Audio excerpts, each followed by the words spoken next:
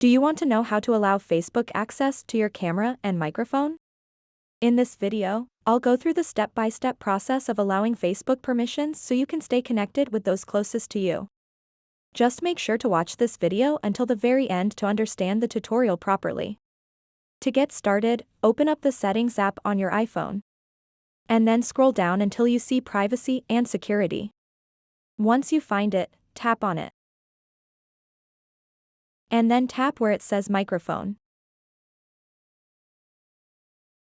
So now what you want to do next is simply toggle on this switch right next to Facebook. And it will allow Facebook access to the microphone. Once you've done that, go back and tap where it says Camera. And then do the same thing to this too. Just toggle on the switch right next to Facebook. And it will allow Facebook access to the iPhone camera. And now you've successfully allowed Facebook access to your camera and microphone. So that wraps up this tutorial. If you have any questions about this whole process, please let me know in the comments section below.